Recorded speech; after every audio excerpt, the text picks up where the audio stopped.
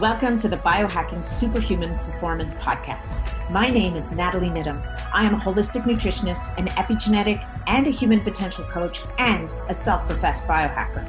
In my day-to-day work and in this show, I am super passionate about helping people just like you learn about the latest and greatest tools that can help them to perform at their very peak today and for many, many years to come.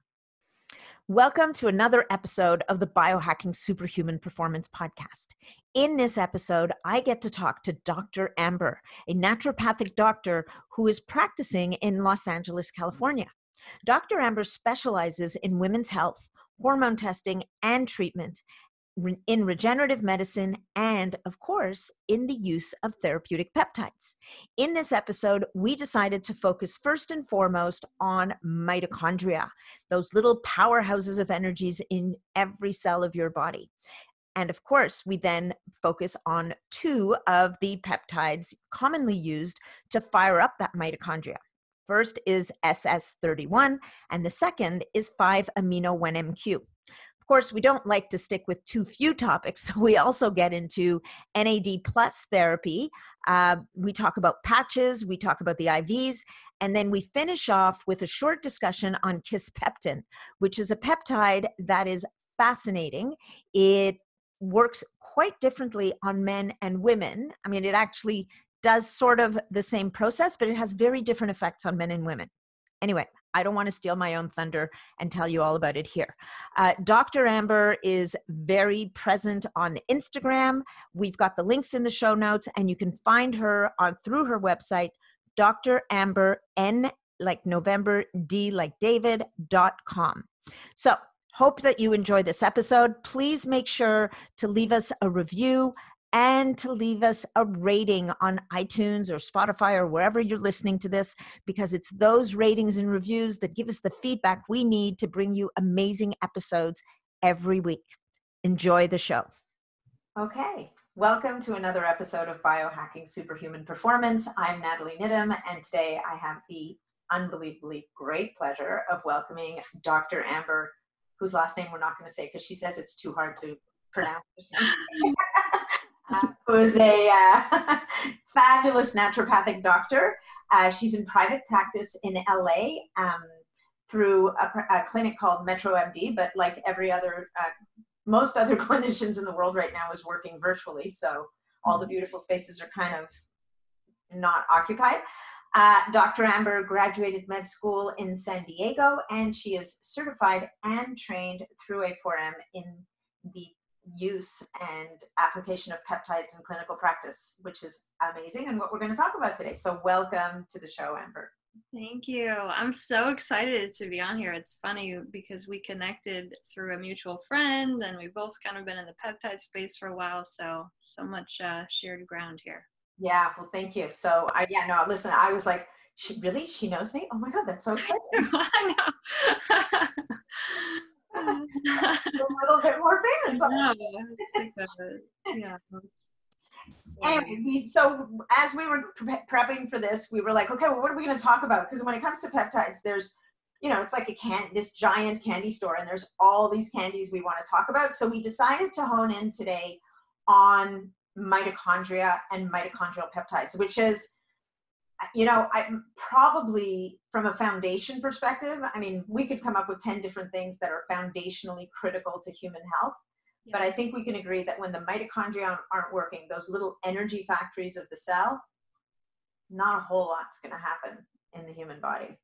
Yes, exactly. Yeah. And, what we talk about in 8th grade biology is the function of the mitochondria. I remember learning it back then, and now it seems so much more relevant to what I'm doing. But yeah, it's one of the theories of aging too. So when our mitochondria quit working, they power that cell. Our cells get confused in signaling. They move out of this place of homeostasis. They're not able to fuel and protect everything that's going on in the cell, right? So the two main functions of the mitochondria, produce energy, which we need for all of those functions in the cell, and they also play a role in protecting the cell from we call oxidative damage. So the environment, heavy metals, anything that we come into contact with. And essentially, the way that I like to describe mitochondria is, so I live in LA and we have a power plant here in LA that fuels the city. And so in any given moment, if that power plant goes to 50% production, you know, we're not able to do everything. If LA is the cell, all of our functions slow down, or if the power plant shuts down completely, Yep. that cell also shuts down all of its functions completely. And in A4M, that training was phenomenal because it really delved into the literature and the research around what's happening with all of these chronic diseases that actually have a common link between mitochondrial dysfunction and the development of these conditions. And that's what really just got me fired up, because I realized we are not talking about this enough. This is, you know, a national crisis that we have Alzheimer's, Parkinson's, diabetes, autism, ADHD at, you know, record highs, among so many other, you know, things that are happening in the health sphere right now. We have all these chronic conditions that are also have a common link oftentimes to mitochondrial function. And so, yeah, we can talk about all the things that damage mitochondrial function that we come in contact with in our environment. Yeah. Yeah. And I think, I mean, you know, and I think one thing that would be interesting for people to know also is the cool thing about, I mean, there's so many cool things about mitochondria, but the concept that they at one time, many, many billions of years ago, the theory is that they were bacteria. They were not, they were separate organisms from, well, we didn't exist, right? But somewhere along the line in this, you know, this kind of soup, the cells engulfed these mitochondria and they created this symbiotic relationship of sorts. And, you know, just for people to understand that every cell in your body it's not like there's one cell, it's not like a nucleus where you have one nucleus.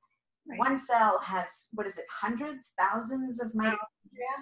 Thousands of mitochondria in every cell. So every cell has these thousands of little energy factories. And what I think is really interesting about that as a concept is that people say, well, I need to get more energy. I need to drink this for energy. I need to eat this for energy. I need to do this for energy. And what they sometimes disconnect from is you make energy. You are an energy factory. And if we can somehow get rid of the blocks that are stopping that energy from being produced within you, and we can feed those factories what they need to do, the work that they need to do, we've automatically upgraded your health. As you said, like that universal kind of common thread of mitochondrial, we can call it dysfunction, lack of imbalance, whatever it is.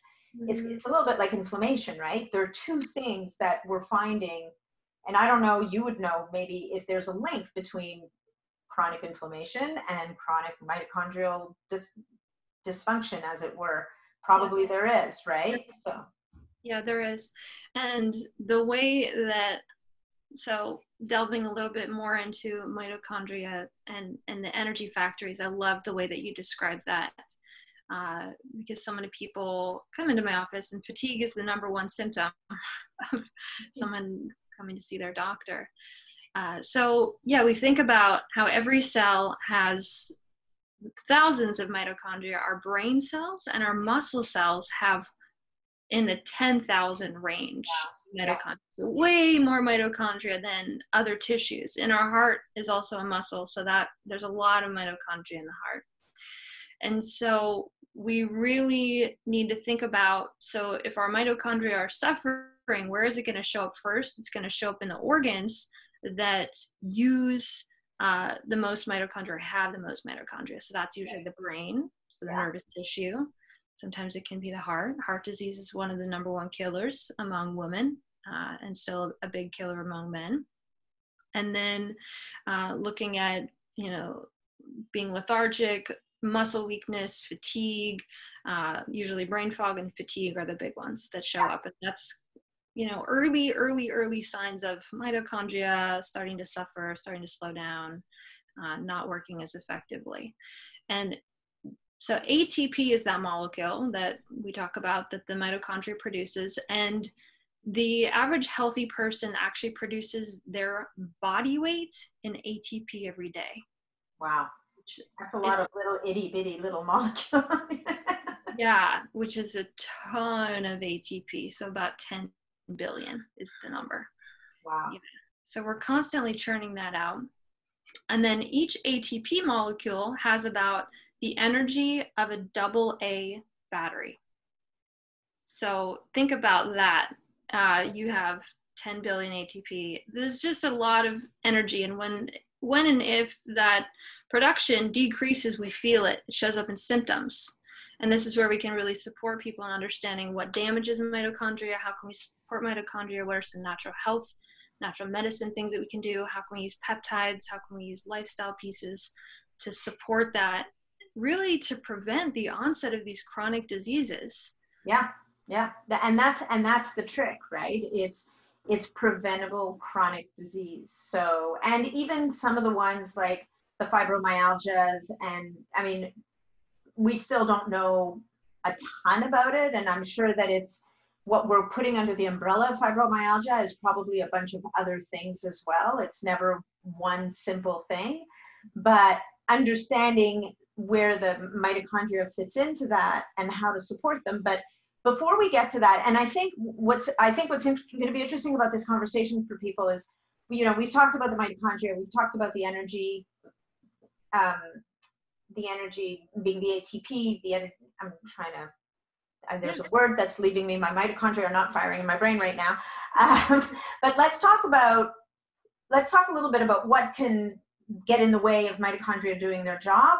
Let's talk a little bit about what we can do to support our mitochondria before we even get to the peptides, because I think that what I'm seeing both in my practice and in the Facebook group that I'm running is that people are using these peptides. They're just kind of going to straight to the peptide, right? In the hopes that that's going to fix the problem.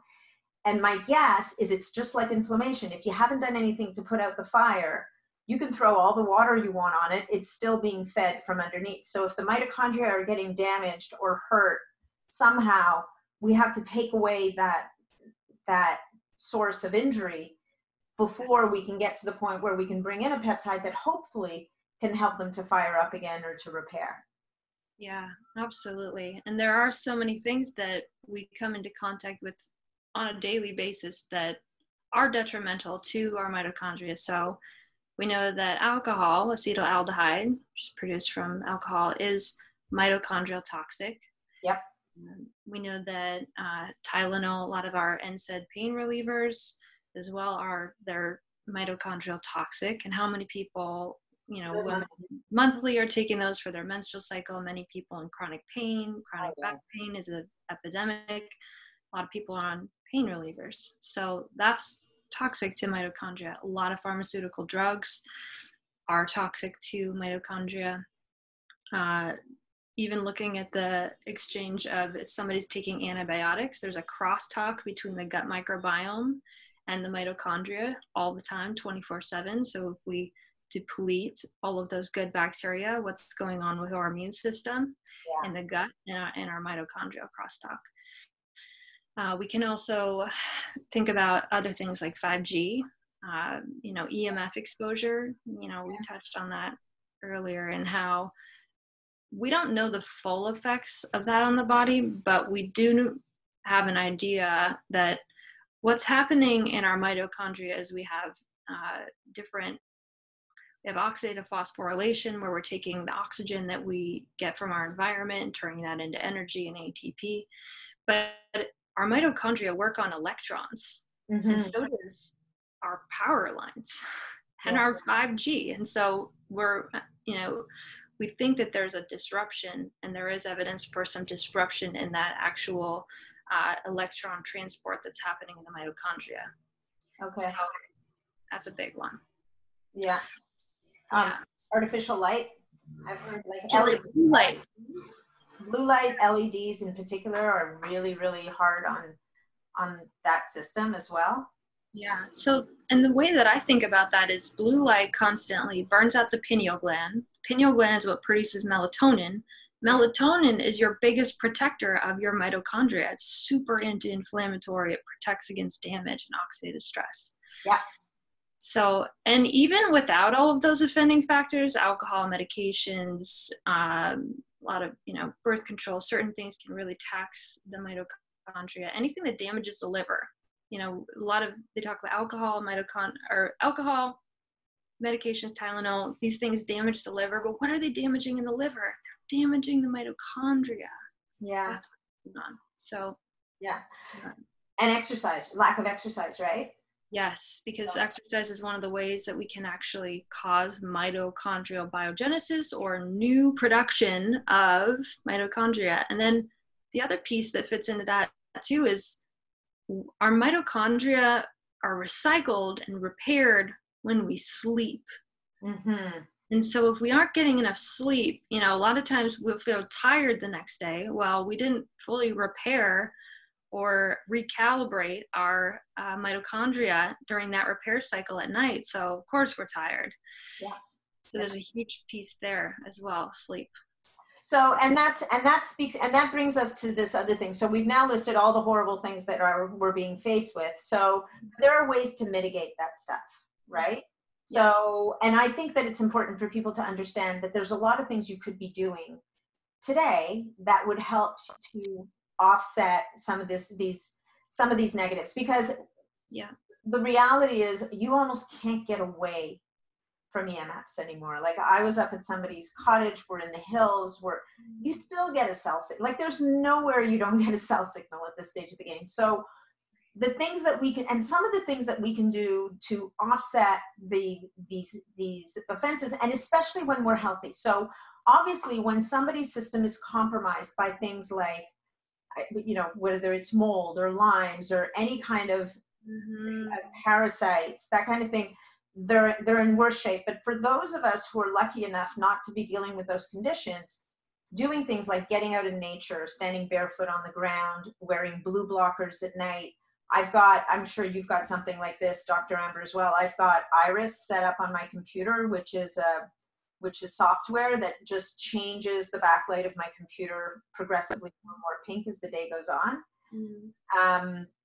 Just to get rid of some of that blue light. I'm sure there's other things that you're bursting to talk about, but let's give people some of the things that you can be doing to help, right? Or a near infrared light panel, like a photobiomodulation is another great way to feed and it's almost like recharging the batteries, right? Yeah, absolutely. Yeah, we are a battery. I love that analogy. That is such a pertinent analogy to mitochondria and the way that our body works. So yeah, you mentioned some of the best ones. A lot of the things that we can use to modulate mitochondria are free, like sunlight, red light, avoiding blue light, going barefoot. So when we ground, and anytime we're by moving water, it's one of the theories behind why humans just crave to be around moving water. Oh, interesting. The ocean is because we get those negative ions from the moving water, from the ground, standing barefoot, being in contact with the ground. And when we're sitting in front of electronics inside with fluorescent lights, we're getting a lot of positive ions. So we need to offset that with the negative ions. So easy things. Go barefoot, get that red light. I have a red light sitting behind me that I use for 15 minutes a day. Sometimes I'll put my feet up there. Sometimes I'll put my back up there, and I'll just do different parts of my body. You can even use it on your face for collagen synthesis. You can use it on your hair and your scalp for hair growth. Yep. Those expensive caps that you can buy, but I'm like, just get the red light and use it for everywhere. I've got a panel in the other room. I actually need to move it back in here because I don't always find time to go stand in front of it. So if I just had it on. Yeah, that's a phenomenal way. So we know that red light exposure can upregulate the production of ATP and the mitochondrial function. Blue light can suppress it, suppress melatonin, and really damage the pineal gland, which produces melatonin. And it's so interesting because as we age, our melatonin drops naturally, but then what on top of that, on top of the natural aging process, what is all of our blue light exposure doing to our melatonin and then endangering or not protecting our mitochondria as we age? So that's a huge piece. Mm-hmm.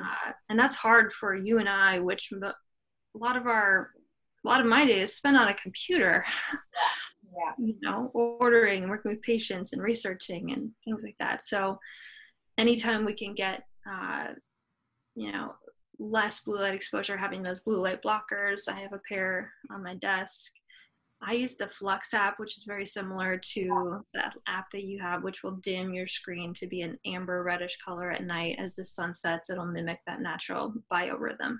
Mm-hmm. And then what about cold? Using temperature. Temperature's free. We can use hot and cold water, and naturopathic doctors have been using that for eons, like hundreds of years, to treat people. In Germany, we have these hydrotherapy places where we use just water, simple water, to help people heal. We know that when you use hot and cold, alternating, that you will essentially cause the opening and closing of the blood vessels, which can clean out that extracellular space where a lot of the metabolic waste ends up, really flush that out. It can help lymphatic drainage. But we know that the cold exposure, that what we call hormetic stress, or just a little bit of a stressor enough to cause a change in the mitochondria, can help mitochondrial biogenesis, can help upregulate the energy production, recharge the battery per se. It's a great analogy. I just did for 2 weeks. I did cold therapy every day. I thought I was going to die. Like, I don't like I literally was and at first I was doing it in my tub, like in cold water, for 20 to 30 minutes. And then we went up to our cottage where the water temperature has dropped to about 60 degrees. Mm-hmm. And so I'd get in there and stay for 20 to 25 minutes. And I would literally, like, my teeth would be chattering for a good 15 to 20 minutes after, sometimes longer. And it's interesting that when you're in the water, once it's because so many people I talk to about this, right? Like, people can kind of get their heads around, okay, I'll turn my shower cold and hot and cold and hot. But I think the real money is when you can stay in period of time. Maybe not 25 minutes, but definitely if you can stand it for, and the way I got myself in was to say, you know, cold is just another sensation. And who's to say that it's bad? I think the big is overcoming your brain signals that is screaming at you, you're going to die. You know, your brain is there to protect you and keep you alive. And as far as your brain's concerned, 60 degree water is stupid. Like, it's not a good idea. So kind of getting yourself into a mindset of calming down your brain, going, it's going to be okay. We're going to be fine. Our mitochondria needs this. It's so true. That's what they say about training and workouts and even cold water therapy, is that the body can go so much further than the mind. It's the mind that you have to convince. Yes. Quoting like that. So yeah, I love it. I am so impressed. 25 minutes is a long time. Wow. Oh yeah. It's and actually, once I did it in the lake, I didn't like the bath as much, because in the lake I could swim around. You know, I mean, I wasn't exactly doing high-powered laps, but I was moving. Meanwhile, now I'm like in my tub, just lying there going, this is brutal. Yeah, you're at least generating some energy while you're swimming a little bit. A little bit, or you're passing the time, you know, I'm going to swim this length and come back. Anyway, but yes, so all of these ways, and sauna, that was the other one, right? And alternating, as you said, like creating that pump. And is it true that there's also almost like an effect on the cells where they're, from the hot and cold, where they contract and release, and you're helping them to get rid of toxins a little bit? Is there an effect like that as well?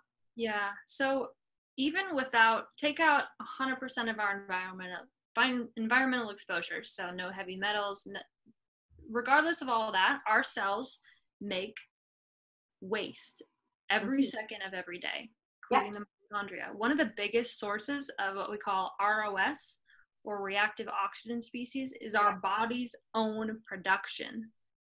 Just in regular metabolism. excluding all factors from the environment.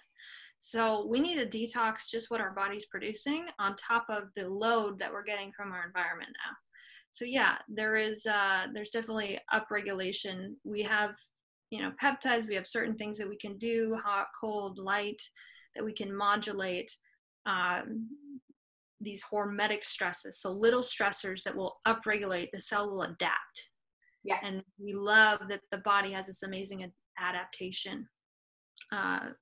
I use LDN in my practice, and that works on the principle of adaptation as well. So we block those endorphin receptors and essentially upregulate production of endorphins, which helps with pain and mood. So we love using that adaptation principle to our benefit. Nice. Yeah.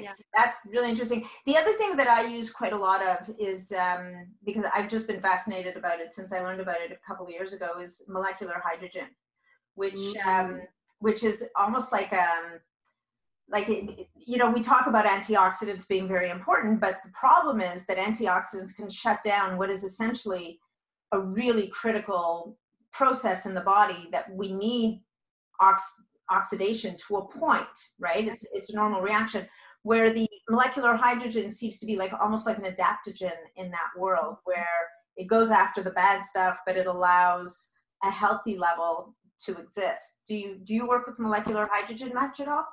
I haven't that much. I have friends who are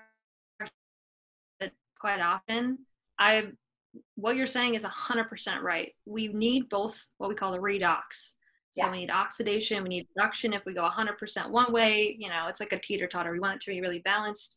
And yes, adding in certain things like molecular hydrogen, certain, stressors for a short period of time, even thinking about what exercise, high intensity interval training can do to the body. It adds in a quick stressor, and then the body recovers, adapts, becomes better, more efficient.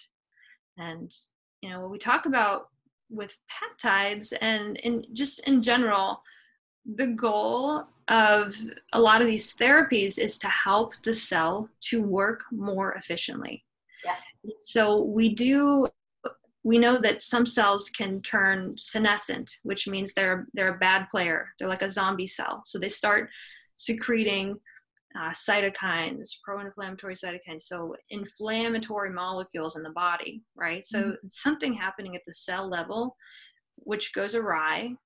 A lot of times the mitochondria is related to that in the signaling that happens between the nucleus and the mitochondria, and they both have DNA. So we want to protect that DNA, make sure it's not damaged. But we want to keep the cell in homeostasis. Yep. That balance point. We don't want it to be all oxidation. We don't want it to be all reduction, but we want to keep it in balance. So that's what a lot of these therapies are about doing, is helping the cell to remember how to signal appropriately, to adapt, to become metabolically flexible, to respond well. It's kind of like a fighter who can take on any punch. Perfect. So let's get to the peptides, because at this point, we've talked a little about all this other awesome stuff, but what we're really here to talk about is peptides. So there are two peptides that really stand out, that have been touted over the last little while now as the mitochondrial peptides, the peptides that will help to support mitochondrial function. So let's start with, what did we say? I think we said we'd start with SS31. Is the first one on our list. There's two. We'll talk about SS31 and 5-amino-1-MQ. And I know when I first heard about 5-amino-1-MQ, it sounded like a miracle. All the peptides sound like a miracle when you first hear about them, right? So let's talk a little bit about SS31. Talk about how it is truly a magical compound, but how it can help and why sometimes people use these compounds and don't seem to experience the results that they thought they should be able to expect. Sure. Yeah, so SS31 is one of the newer mitochondrial peptides. I remember when they released this one, I had heard about some incredible stories about how this was, really the next level. If you think about like the new iPhone with all of the upgraded features, it really works on so many levels. And it's a tetrapeptide, and often we will So you look at the theories of aging. There's the mitochondrial free radical theory of aging, where we're getting too much oxidation, damaging that mitochondria. We produce reactive oxygen species, and we also get them from our environment. So the goal is we want the cell to repair as much as damage is happening. We want to stay on top of the damage, right? Yeah. The reason that we age is we have way too much damage, not enough repair capacity. Mm-hmm. And so what SS31 can do is it can really help with the oxidation happening in the cell, can protect the mitochondria from being damaged by an exorbitant amount of reactive oxygen species. So we use it in a lot of conditions related to the heart, so cardiac issues. We use it in insulin resistance. That's probably one of the most incredible results that we can get, is we can improve blood sugar regulation. In insulin resistance, we can use it in people with pancreatic issues, diabetes, anyone who has cell senescence. So those cells are confused and they become a bad player, and they start secreting pro-inflammatory cytokines, leading to chronic pain, depression. We know pro-inflammatory cytokines are related to depression. Yeah. And a lot of these other fibromyalgia, chronic fatigue syndromes. So they correct the mitochondria in protecting against damage and really helping the output of ATP. So we think about SS31 as one of these peptides that as an anti-aging signal for mitochondria. And it can really, you think about all of the brain, the mitochondria in the brain, it can protect that from damage. You can protect the muscle tissue. Muscles are life force as we age, our muscle and our bones. So we use it for people who have atrophy of muscles. It's really just a phenomenal one. It is very expensive to use, and it's one of the harder ones to find. It is available, but it's a little bit hard to find. So it's not a mainstay first go-to for a lot of people, just because of the expense and the dosing protocol. And so some people will go out there, they'll buy or find SS31, and they'll start taking it, and they'll realize the amount that they have to take to sustain is a pretty exorbitant amount to get, that therapeutic result that they're looking for, whether that be improvements in energy. We even think about other functions of the mitochondria. They play a role in antiviral protection. Yeah, well. There's nothing they don't do, right? It's right. They make our hormones, they make our cortisol, our testosterone, our progesterone. These are all made in the mitochondria, which is so much how I view even looking at hormone regulation in my women and my men. If their mitochondria are suffering, well, we're not going to be making hormones effectively either. So yeah, SS31, a little more expensive, definitely available, but if somebody's not experiencing the results that they want, it's probably because taking the actual therapeutic level amount is just, it's cost prohibitive. Yeah. And is there sort of a rough range on the therapy? Like, how much do people need to be taking usually, roughly? Look, it varies from person to person, case to case, obviously, but are we talking hundreds of micrograms, or are we talking milligrams, or? Yeah, so typically it's a sub-Q injection of 0.2 mils, which doesn't seem like a lot, but a vial is very expensive. It's a 1 mil vial. There's probably different companies who have different amounts, but yeah, it's going to run you, like a week treatment is a multiple $100 to do. So. Right. Okay. All right. So, and then how fast do people usually, okay, I have a couple questions. So how fast would people experience benefit if it's going to help them? Yeah, dosed at the therapeutic level. So what we use in research studies that we've observed positive results from, I would say within a week or two, you can notice. 0.2 mLs doesn't tell us what the concentration is. Is that 100 milligrams per mil? 100 milligrams per mil. Wow, that is a lot. Because in peptide land, usually, we're talking fractions of milligrams. So yeah, at 100 milligrams, that's definitely, it's a lot of product. Yes. You're getting a pretty good dose with that 0.2 mils, which, is like injecting about the size of your pinky finger in fluid. A lot of patients are shocked. They're like, that's going to do it? Yeah, exactly. Yeah. As a matter of fact, yes.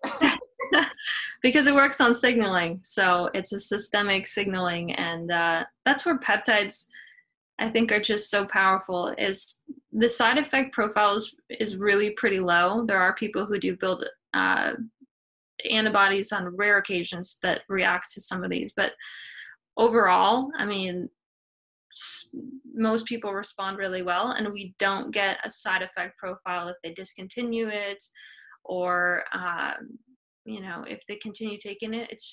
It's working with the natural, what our body already knows. Our body makes these peptides. It's just kind of forgot or got confused, doesn't know how, and so just giving instructions. Yeah, and that is the thing about peptides. And the other thing is that they don't stick around for that long. Yes. Right? Yeah. So once you're done, it's gone. Yeah. So not to say that there's no consequences to using peptides inappropriately, because there can be, for sure. Yes. But relative to a drug, where the drugs typically, because they're foreign substances, to your point, can actually cause damage, whereas the peptide, it's a known substance to the body.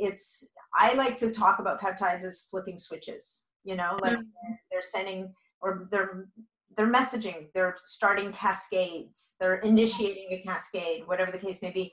And that just inherently will have a tendency to be harmful.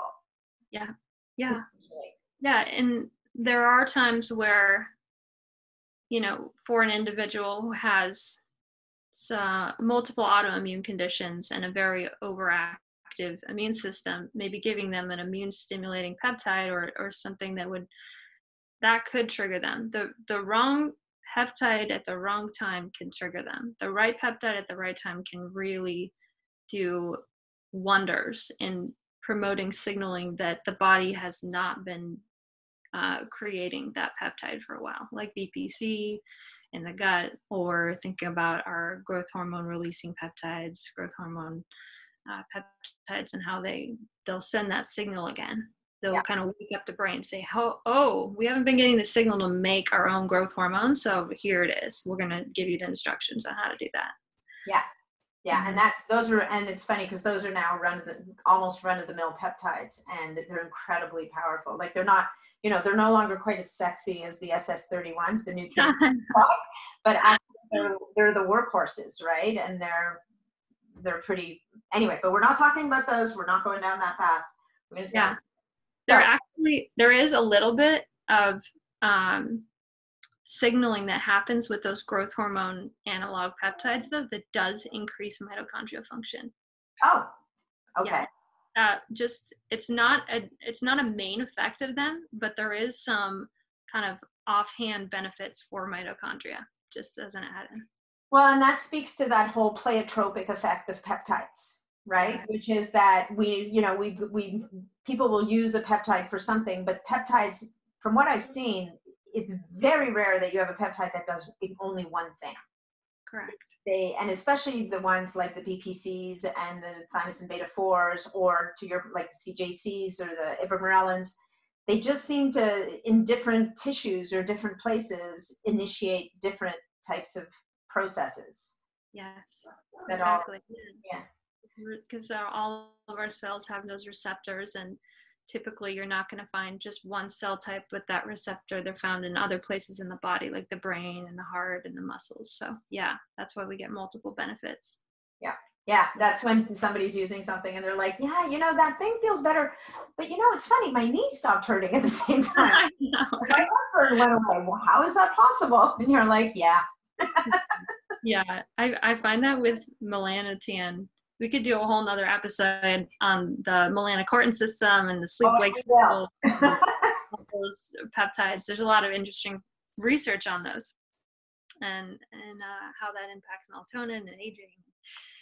But I find a lot of people will take Melanotan for a certain benefit. Usually it's the tan skin, and then they just notice improvements in energy. It can boost libido, it can suppress appetite, and just general sense of well-being I hear reported from that one. Or reduce chronic pain because it's an immune modulator, helps with Yeah.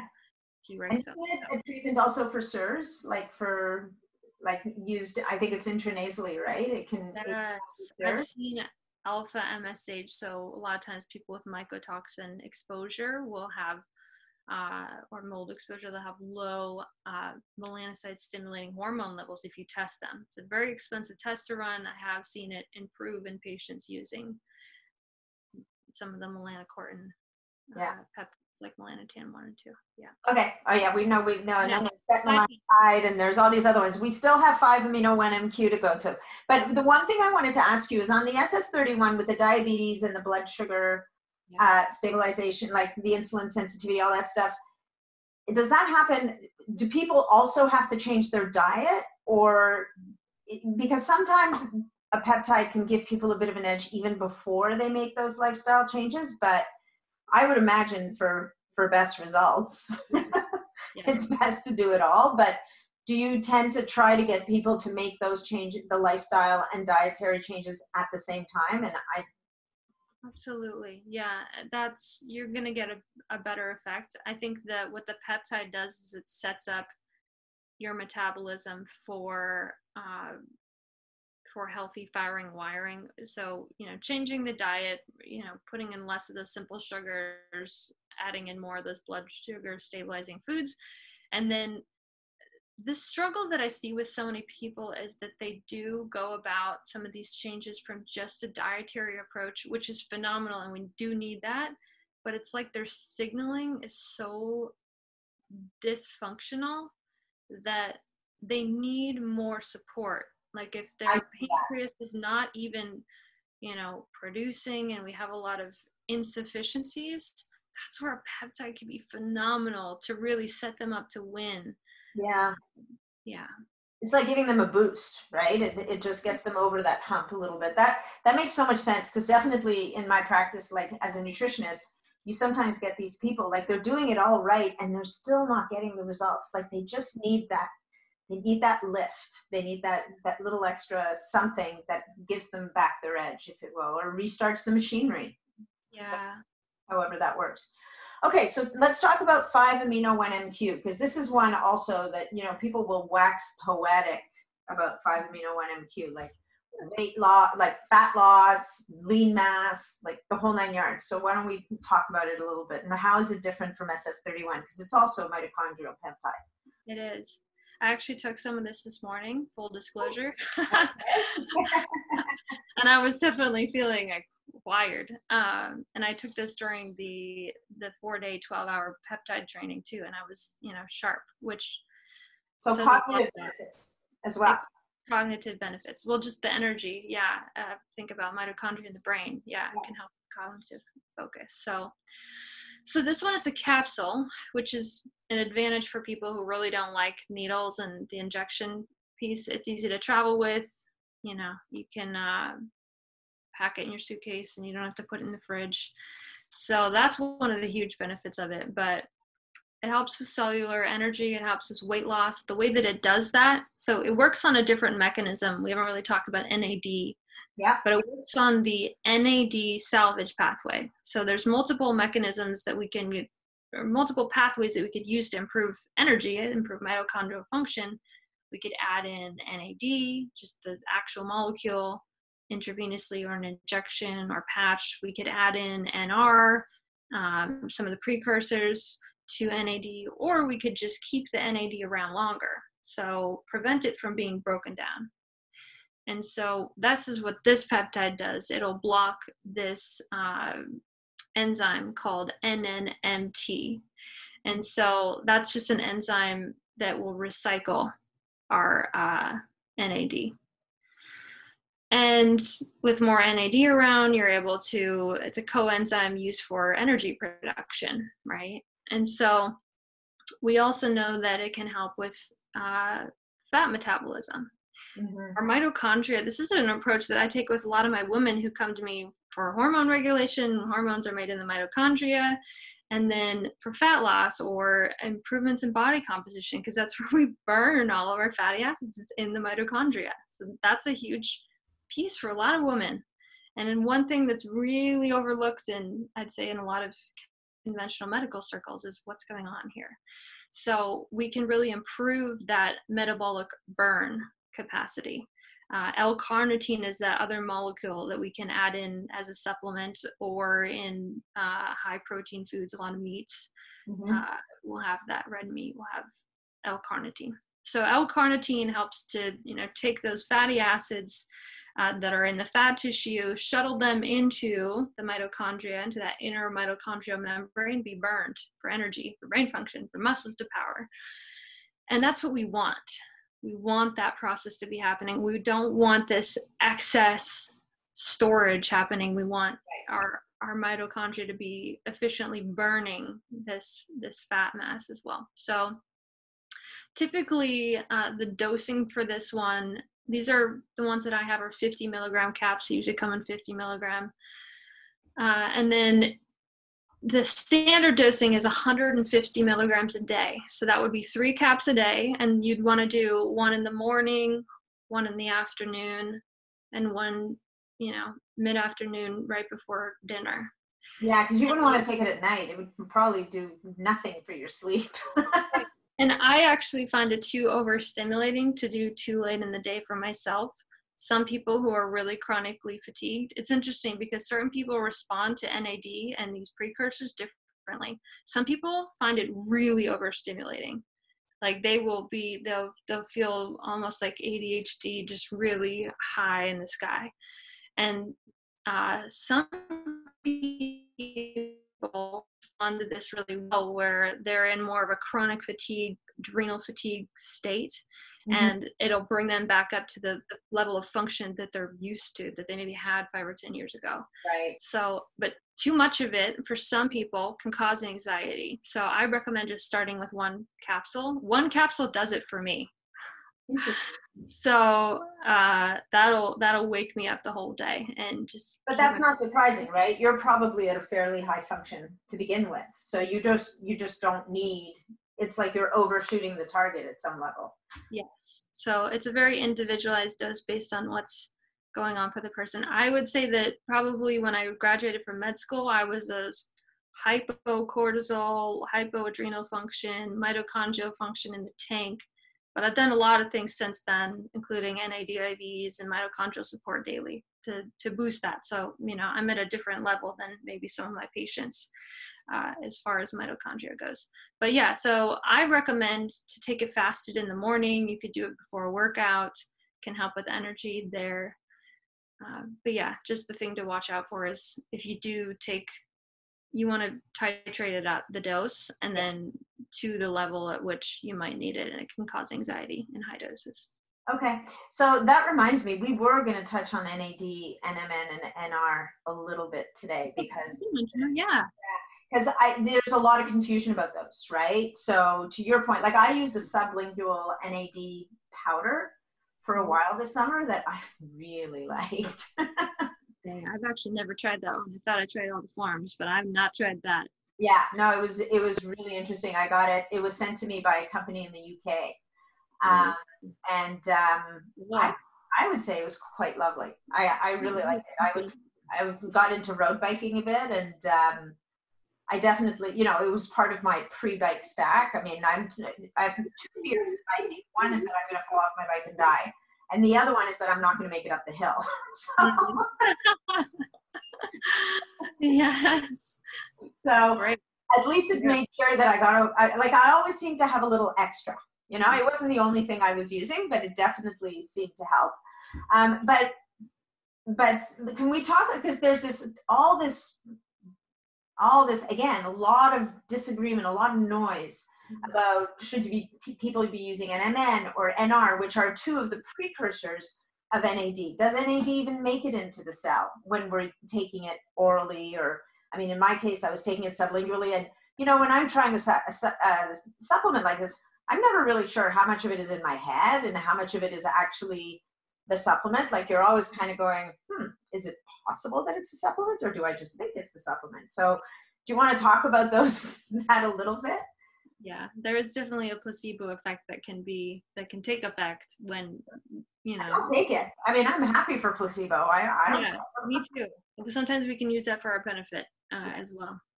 Power of belief. That's just the power of belief. So yeah, but really my experience, I'll give you my take on these. I have taken, let me turn off my notification.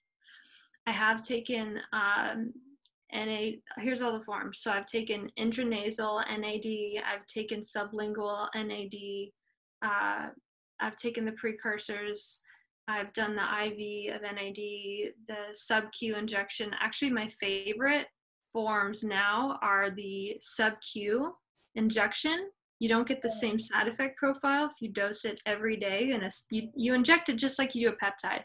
Really? So I inject about 0.2 mils of that, 0.2 cc's, into the subcutaneous fat, just like you would for a peptide. And you don't want to dose that too high, but if you do a little bit every day, you get that boost in the morning.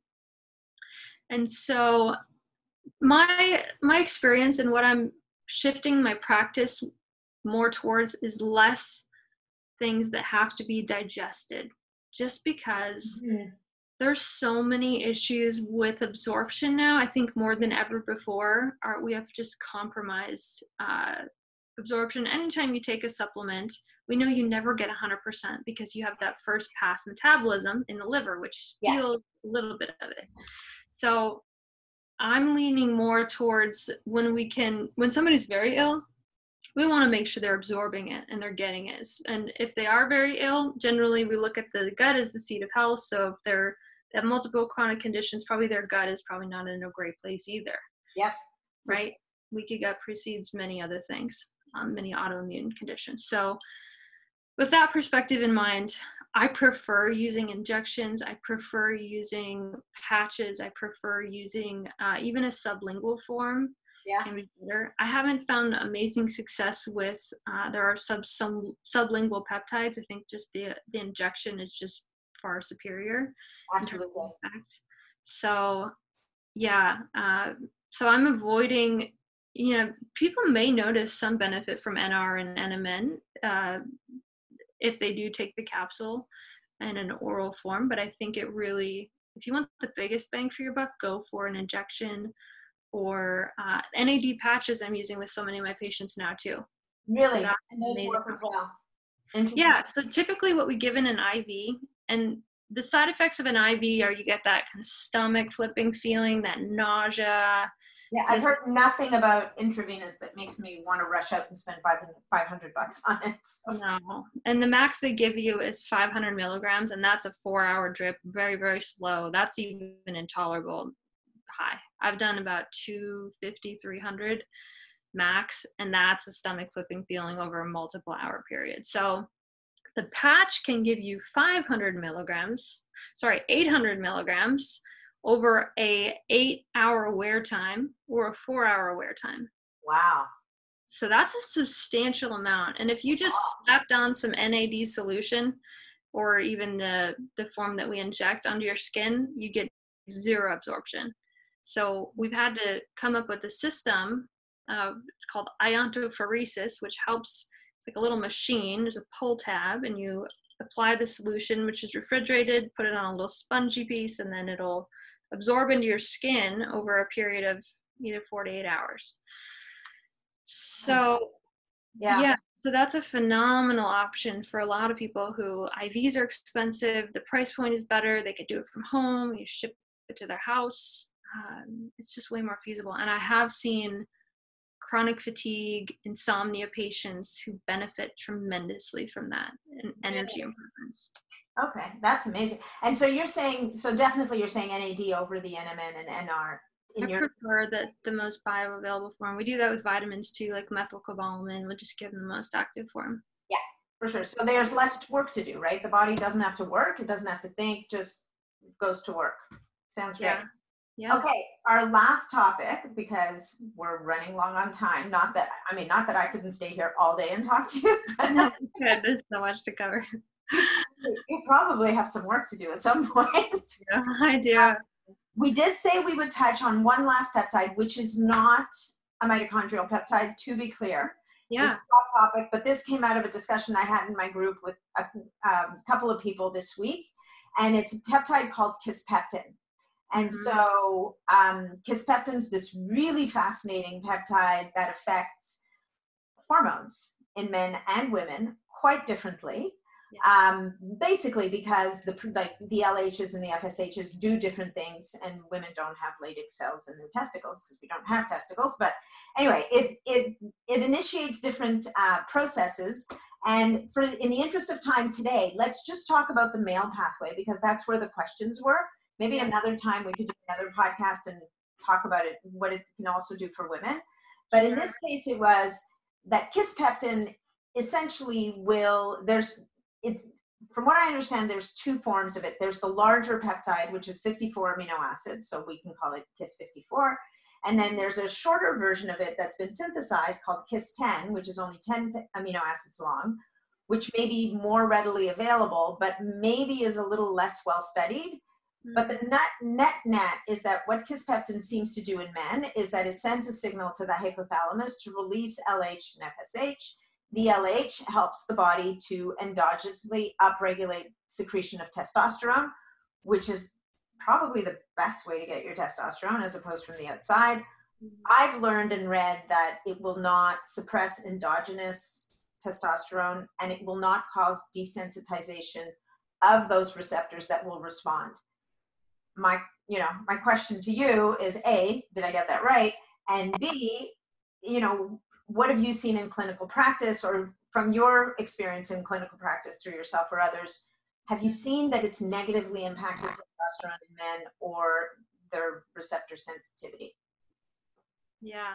Wow. That's a phenomenally well thought question. and Sorry, it was really long. very, very relevant, because we're seeing an epidemic of low testosterone in men, 20s and 30s. We're seeing higher levels in women of testosterone and lower levels in men in the same age demographic. So this is really a big concern. I run a lot of hormone testing, and I work with a lot of women. So where we're using Kisspeptin is more for supporting fertility, helping with ovulation. And like you said, LH and FSH do very different things in a female than they do in a male. So for men, the LH, Leydig cells produce testosterone. A lot of men, what they do resort to now is just injections of exogenous or testosterone shots. And at some point in time, because testosterone does decrease, that makes sense for a man. When he's 50, 60, he's just not going to produce as much naturally. But where this is really powerful is for young men who we don't want to put on testosterone yet, but we want to upregulate their testosterone naturally. And I have seen it jump naturally. But what I have seen, so with the caveat of I'm in women's health, I use it a lot for women's health. I do have some friends who are male practitioners. They work mostly with men, exclusively doing a lot of testosterone and hormone regulation for men. And they have not seen a down regulation in testosterone levels naturally produced from Kisspeptin. The reason why is peptides are so different than injecting the hormone, an outside hormone. What peptides do is they work on signaling the cell to do better at what it knows how to do, but maybe forgot. Yeah. Or got confused or hasn't been getting the signal to do that. So when Kisspeptin comes in, the receptors we're not desensitizing the receptors. We're just sending the signal to the receptor that hasn't been getting the signal. Yeah. And saying, okay, let's make our own. And so we don't cause the side effects of, if we discontinue, we're going to downregulate our natural production. We don't cause that kind of issue with peptides, whereas when we do take synthetic testosterone, we do cause that kind of an issue. So in that sense, Kisspeptin is a superior form, a superior way. We aren't getting that downregulation of testosterone, which most men don't want to happen. Once you get on exogenous testosterone injections, you're on a life. Yeah. Because your testosterone will tank. So yeah, I haven't seen a downregulation testosterone. I haven't seen receptor desensitivity. we just don't see that as much with the peptides as we do with the actual hormone. Okay. Amazing. Thank you. Yeah. So, but you were saying that it was because the jump in levels is not super huge. Like it's about 100, 250 milligrams. I think at the outside I saw maybe a 300, but I think that was specifically for Kiss-54, which maybe is a bit more potent. I don't know if you know about that. Yeah. But what about in a 60-year-old man? Like, is it worth giving it a shot? Do you think? Yeah. I mean, we know that that the Leydig cells can still produce testosterone, and men still have a sex drive, as they age. Yeah. Whereas women go through menopause and a lot of their hormones kind of drop off. But there is such thing as andropause, where there is a slowing in production. So potentially there is capacity for those Leydig cells. If they haven't been getting the signal from the brain, it's possible that they could still make some. It really depends. It depends on the man. It's better used in a younger man. Typically, when a man gets older, the injections are just going to be more of a go-to. But this is really a huge solution for men in their 20s and 30s that we don't want to put on synthetic testosterone yet. Awesome. Okay, that's great. That's really helpful. Thank you. Mm-hmm. Thank you for that. Okay, well, that brings us, we couldn't think of about 27 other things to talk about. Yeah. That's a lot of ground today. I want to thank you again for agreeing to talk to me. I really enjoyed this, Dr. Amber. It's been great, and I hope that we get to do it again soon. I know we've talked about 4 other topics we could. No, we will. Well, I would love to do this again, cover something completely different.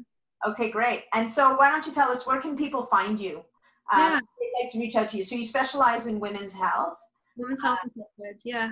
It's pretty much the basis of my practice. So I'm located in LA, and they can find me, probably the easiest place to find out a lot of the things that I do and more about me is Instagram. So that's Dr. Amber ND, DoctorAmberND. And then they can also find me at my website, which is drambernd.com. So just slightly different. The doctor's abbreviated there. And then on Facebook, I'm in the biohacking group. There's a lot of Facebook groups about peptides, and we share all the stories. Yeah. So definitely join Nathalie's group on that. And they can find me in all those places. Amazing. Okay. Well, so the Facebook group we're talking about in particular, just because I'm a little partial to it because it's mine, is the Biohacking Superhuman Performance Group. Yeah. And Dr. Amber just popped up there one day. I was so excited because I approve all the people coming in. I'm like, oh, look. So anyway, so it's great to have you. It's great to chat with you, Dr. Amber, and thanks again, and have an amazing day. And we'll do this again sometime soon. You too. Thank you so much for having me on. This has been great fun. Thanks. How great was that episode? Are you ready to fire up your mitochondria? Did you write notes about all the free things you can do before you even have to dive into peptides? Anyway, hopefully you found a ton of value in this episode. Please make sure to leave us a review and a rating on iTunes and on Spotify, wherever it is that you're listening to this episode. And if you have a friend who you think would love it as much as you did, please make sure to share the podcast with them. And also, join us on Facebook in the Biohacking Superhuman Performance Group, where we talk about these and many, many other peptides and biohacking strategies every day. See you soon.